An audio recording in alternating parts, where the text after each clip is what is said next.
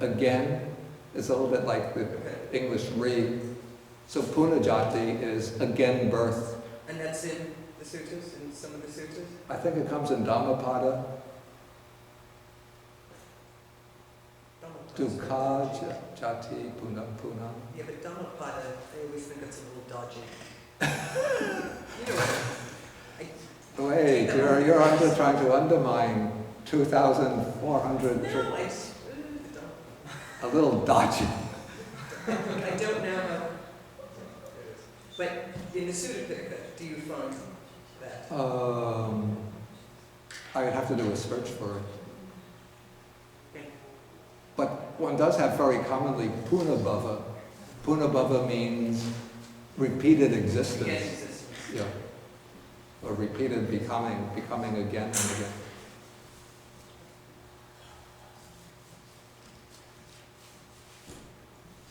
Did you have a question?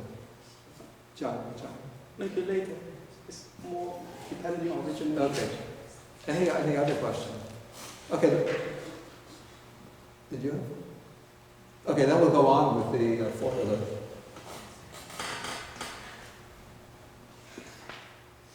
Okay, so now the question comes up, what is the cause of karmic existence? Or what is the cause of being or existence?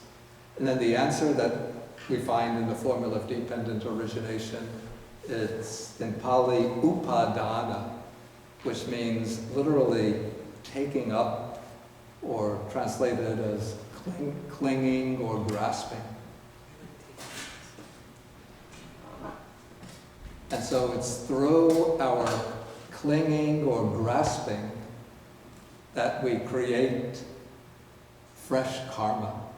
Even usually the wholesome karma can also be motivated by clinging or grasping.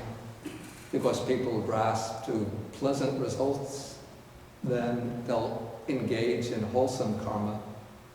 If people are ignorant of the law of cause and effect, then they'll engage in unwholesome karma through just simple grasping. And so this grasping is the attempt to acquire, we say, material possessions, sensual pleasures, as well as grasping to views, clinging to views. Okay, so what is the condition for clinging or grasping? The condition is craving. So clinging means that one grasps what one already has. One holds on to what one has, and one doesn't want to let go of it. Whereas craving means one wants to take possession of what one does not have. So craving is the desire for what one doesn't have, thinking, let that become mine. Let me get possession of that. And then clinging is the holding to what one already has. Actually, the most basic type of clinging is the clinging to the five aggregates themselves.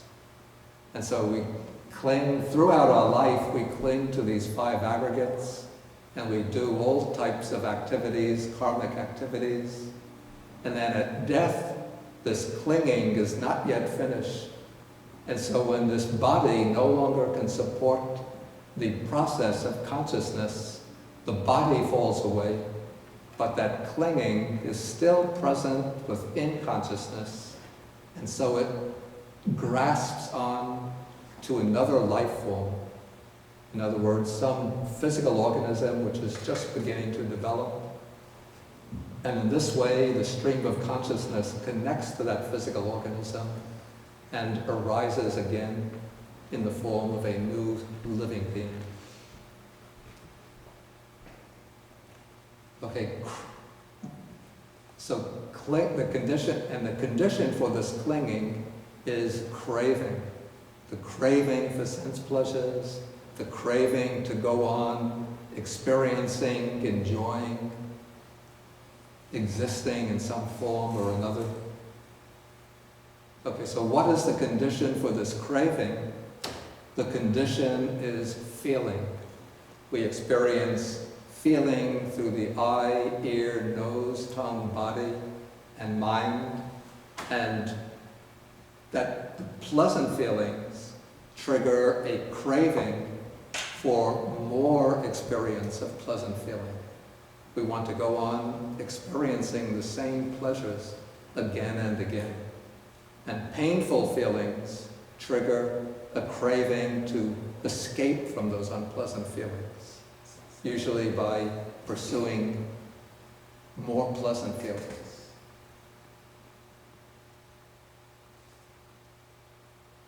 Or sometimes if there is a lot of oppressive pain, and people try to escape from it just by completely deadening their consciousness, or their sense faculties.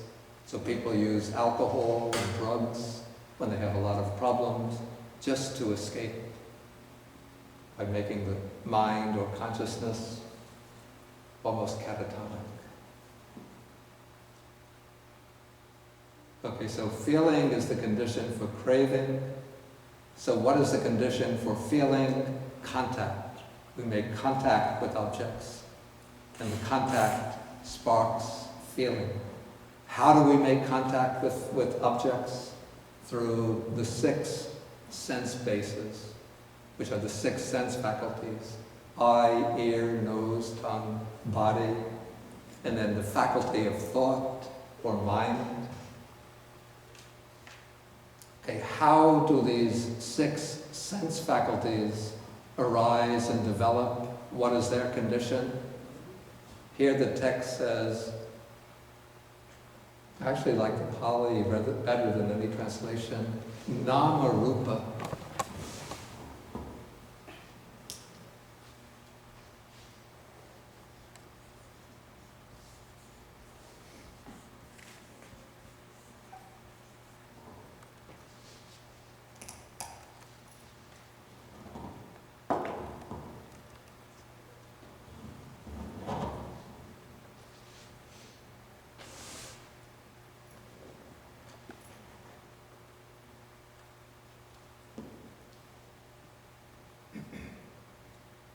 Nama-Rupa is often translated name and form, but Nama is actually very, very similar to the English word name. They both come from the same verbal origins. But Nama doesn't literally mean name, but Nama is that aspect of the mind which is responsible.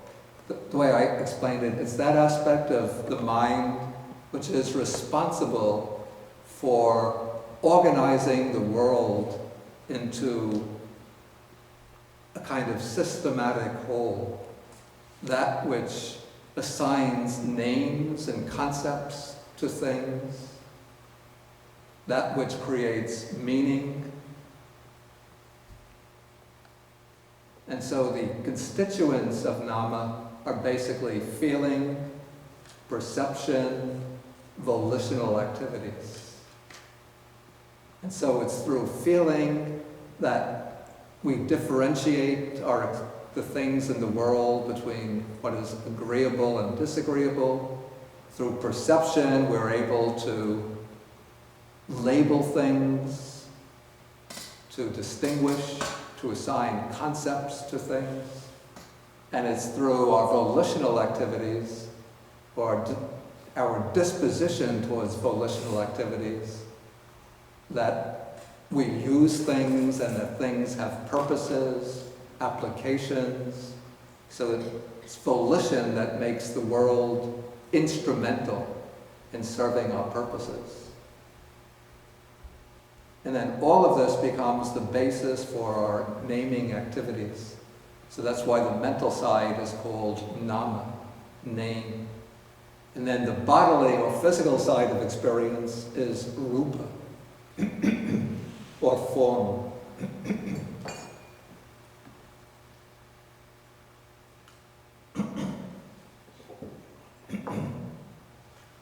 And so it is out, this name and form begins to take shape in the mother's womb. So when the ovum is fertilized, and when consciousness connects to the fertilized ovum, then name and form emerge together with consciousness. This means already in the embryo there is, of course, there's the physical form, the body of the embryo, but already there is the mental activity of feeling, perception, and some volitional activity already beginning. Then as the organism is developing within the womb, the basic form or body of the organism starts to develop the sense faculties. The eye starts to emerge and take shape, the ear takes shape, the nose, the tongue, as well as the body. And then as the organism, when it emerges out into the world, then it has the 6 sense bases, which become the means of making contact with the objects of the world. And then through that contact arises feeling, which gives rise to craving and clinging and so on. And so the process of becoming, of existence, starts when name and form begins to coagulate or to take shape within the mother's womb. So then the question arises, what is it that causes name and form to take shape within the mother's womb? Why does name and form spring up in the womb? And then the answer comes, because consciousness descends into the womb, or because consciousness arises based on the fertilized egg. And so when consciousness arises, then it turns, the fertilized egg becomes the body of the newly emerging organism. And when consciousness connects, then feeling, perception, and volitional activities arise together with it. And then this whole interplay of consciousness and name and form continues throughout the whole embryonic process, and then it continues beyond that through the whole course of life. So our whole life is an interplay of consciousness with name and form. Consciousness with the form of the body, consciousness with external form, consciousness with the factors of name, feeling, perception, volitional activities. Okay, then the Buddha raises the question, what is the origin of consciousness? Why does consciousness originate again in the mother's womb? Why does consciousness spring up and begin the life process? And why does consciousness arise in a particular situation? Why is one person born, or one being born as a human being, another being reborn as an animal, some are reborn in the heavenly worlds, the hell realms? Why does rebirth take place? And why does it take place in a particular situation? The answer the Buddha gives is because of, here it's translated formations, but now I prefer volitional activities, sankhara.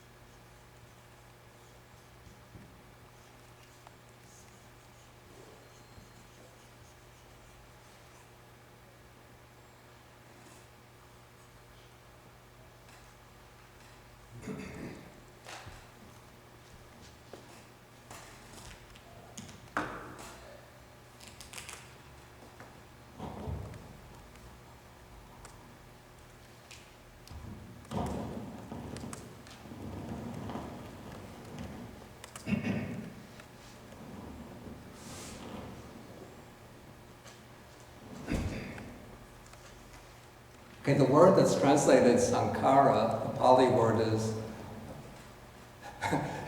the Pali word that's translated volitional activities is sankhara. Now sankhara, the word sankhara, it's interesting to see how it's formed. It comes from the prefix sam, which gives the sense of together, a little bit like collect or compile, bring together. And then it's based on the verb karoti, which means to do or to act or to make. From the verb karoti, we get the noun karma, and we also get a word kara, which means action or activity. And so sankharas are activities that go together, or activities that work together, or activities that form and construct things. And from other texts, we know that these activities are basically volitional activities or intentional activities. That is, there are actions that originate from volition, from intention. And so we are forming purposes, intentions, volitions, and through those purposes and volitions, we engage in activities. And these activities create the karma, and that karma is what brings into being the new consciousness. And so the condition for the arising of consciousness is the volitional activities that we engaged in a previous existence. And then the Buddha raises the question, what is the condition for these volitional activities? Why do our actions create karma? What is it that turns these activities into karmically potent forces? And to that question, the Buddha answers, it is ignorance. Ignorance means not knowing things as they really are, not knowing the true nature of things.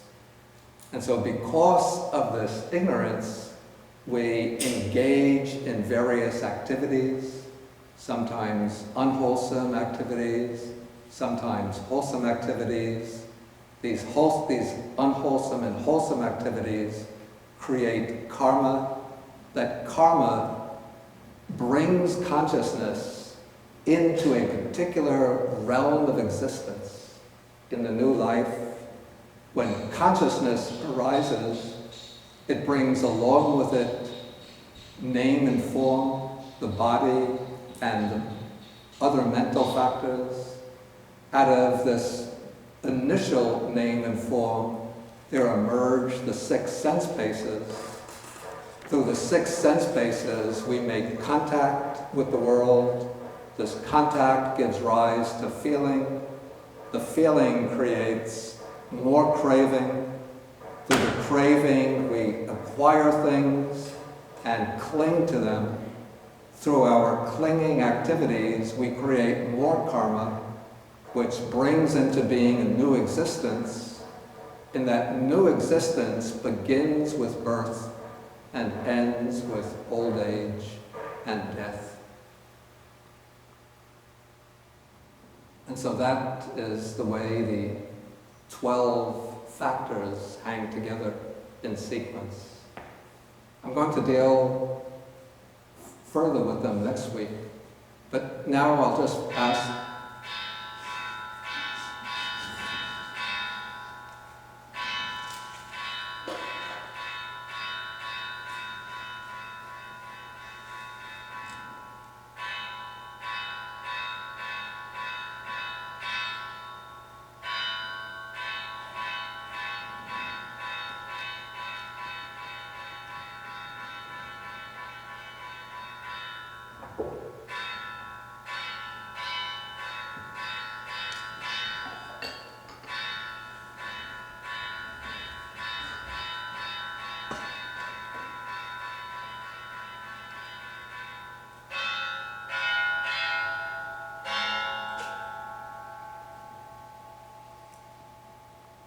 Okay, now I'll just ask whether there are any questions on anything that I've said so far.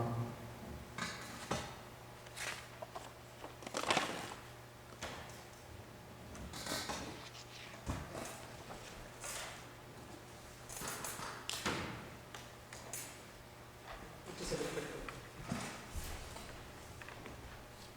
I could look this up at home, but hang on. What are the three tanhas again? The three types of craving. Yeah. The craving In palette. in Pali. Yeah. Kama tanha. Yeah, tanha. It's craving for sense pleasure. Bhava tanha, craving for existence. And vibhava tanha, the craving. That's the one. Yeah. Right. For annihilation. Yeah. Thank you.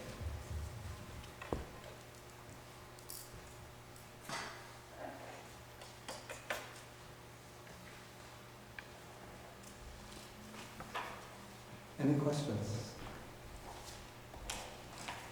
Okay, now let's see, there's one internet question.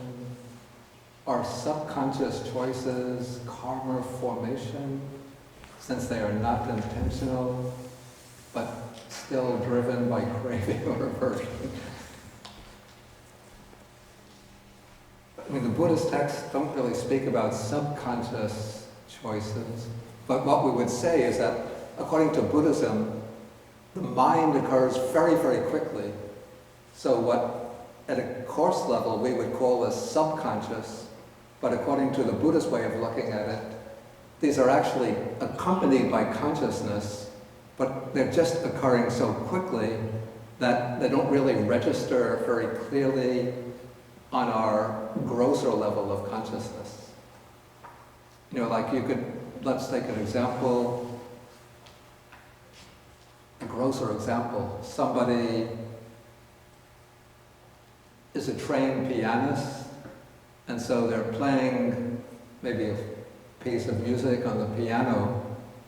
So they're not always consciously selecting, at least it seems superficially, they're not always consciously selecting, I'm going to move from this key to that key. But they know the piece that they're playing so well.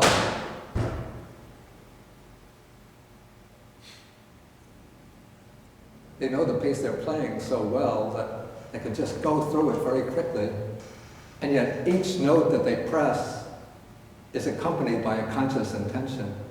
If they didn't have that intention to press this finger on that note, they couldn't get the note out of that key.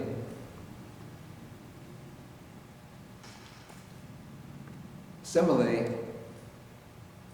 when we go, say, take a walk, we might be walking down 3 or 4 streets.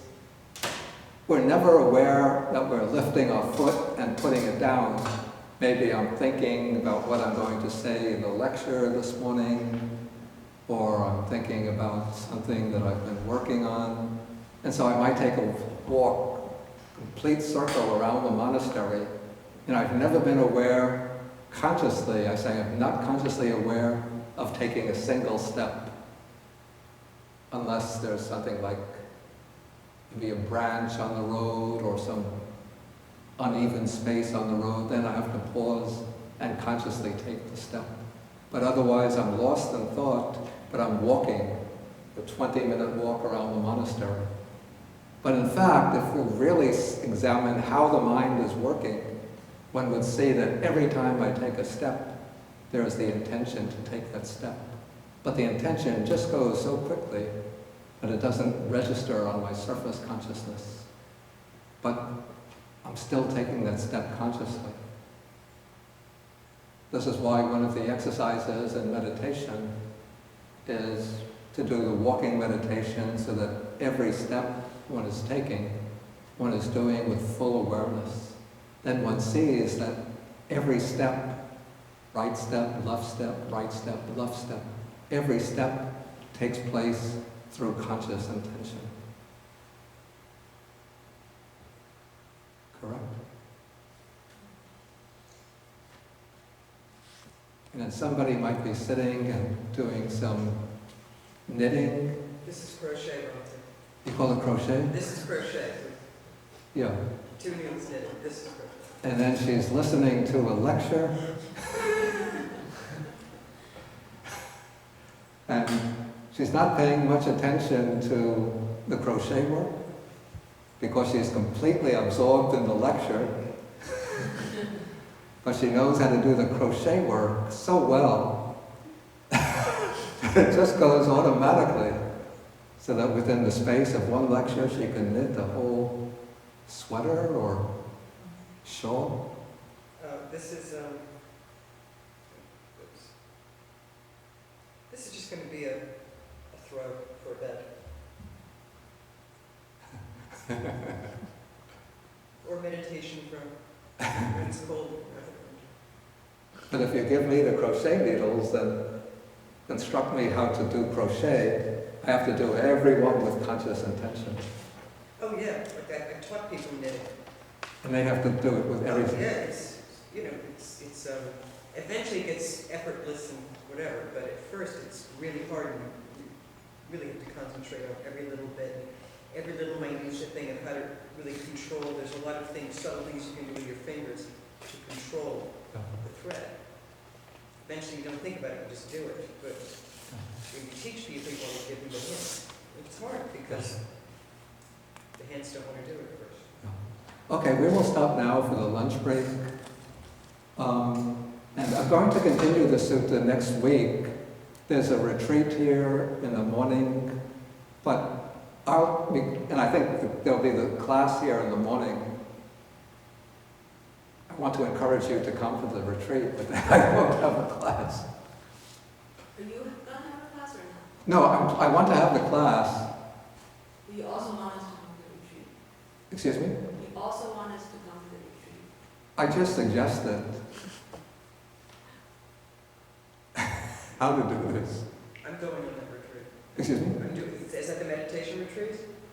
It's a 3 days called the monastic retreat. Oh, maybe I'm not doing It's not just straight meditation, but there are classes as well. that. No, I'll have to talk to Kaiti. Which one am I doing?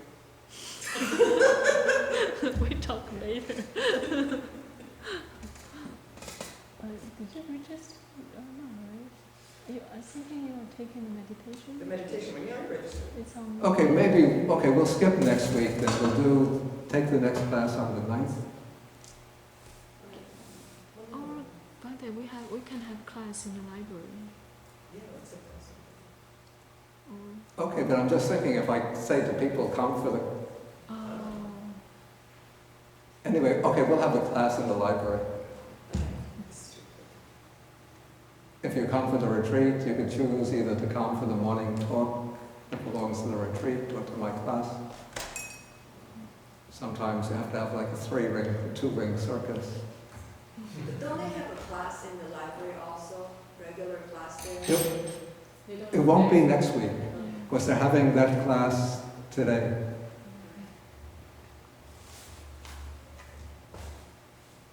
Okay, now we'll send this out on the announcement that the class will be in the library.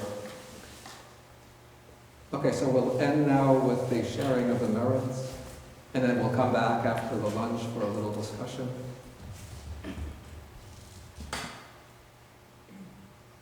Today, a fair number of people didn't come today, usually come. They're at the other place. Oh, really? Because I also misunderstood. I thought you meant, last time you mentioned going to a library, and I wasn't sure whether you meant this time or the following time. So I went there and I saw some people. Oh, so they misunderstood them. Or they found that more interesting.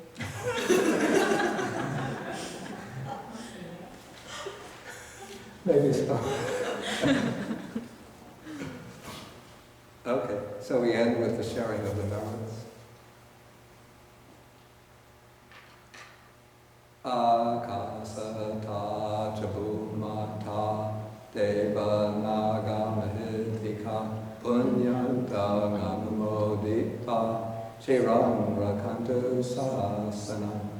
Akasata chabumata deva naga mahidika punyanta anumodita chiram rakantu desana.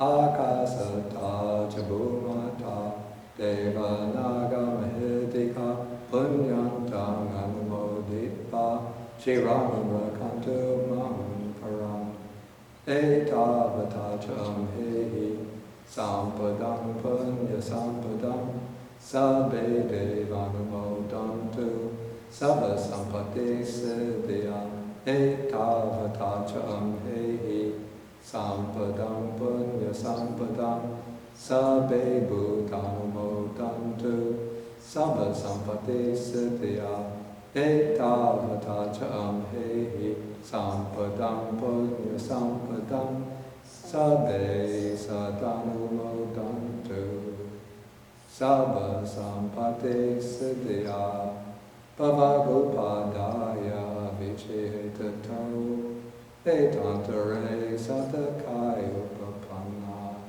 Rupya Rupicha Asanya Sanyo Tukha Pamuchantu Posanto Libutin.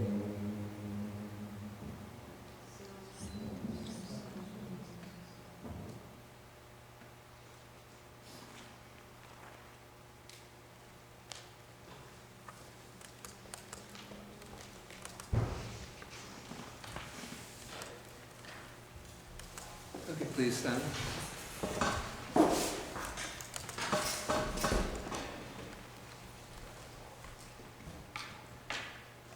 Okay, 3 short bows to the Buddha.